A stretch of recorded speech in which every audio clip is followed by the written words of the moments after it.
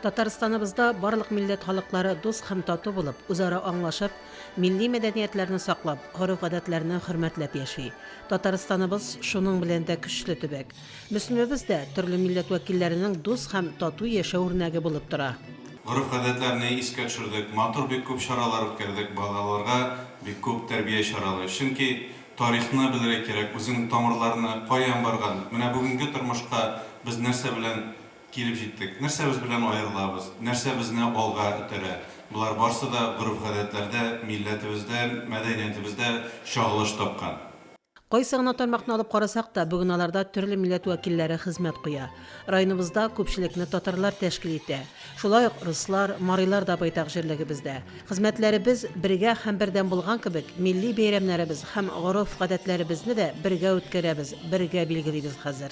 Районыбызда шушы майдан бик күп чаралар үткәрелә. Кайсы үзебезнең игелектән килгән тамырларыбызга, гореф-гадәтләребезне таныту һәм иң мөһиме безнең районда инде төрле милләт халыклары яши. Халыкның һәркайсының да гореф-гадәте, милли традицияларын бер-беребезгә таныту, бер-беребезне хөрмәт итү максатыннан бик күп чаралар эшләнелде. Безнең ансамбльнең төзелүенә узган ел 35 ел булды инде. 35 ел буе халыкка матур итеп үзебезнең чыгышларыбызны биреп барабыз. Халык бу елда бик күп чыгышлар ясадык. Район күләмендә, республика күләмендә жюригә, Мамадышка жюригә бардык. Зәйдә Петровда катнаштык, Казанга бардык. В этом году ансамбль «Черемушки» провел десятилетие нашему ансамблю. Провели концерт. Все было очень хорошо, на высшем уровне.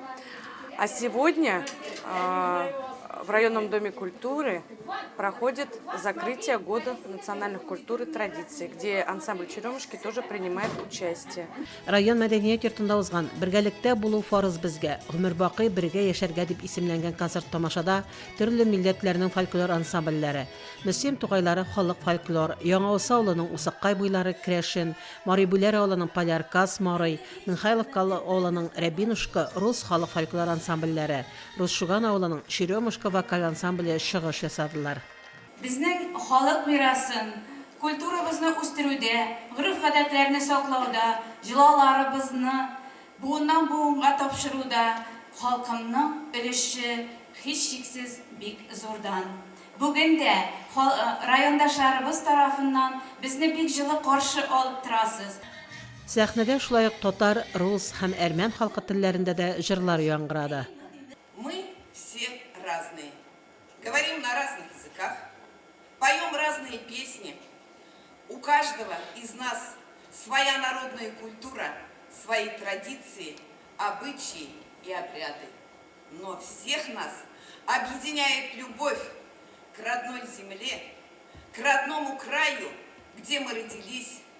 Biz һәрберебез үз милләтебез, туган җиребез белән горурланып, Татарстаныбыз һәм мөселманбездә яшәүбез белән шатланып яшибез.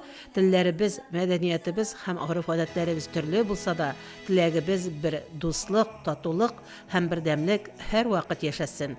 Фәрдә Гайнетдинова, Динар Нуретдинов, Мөслим телевидениесе.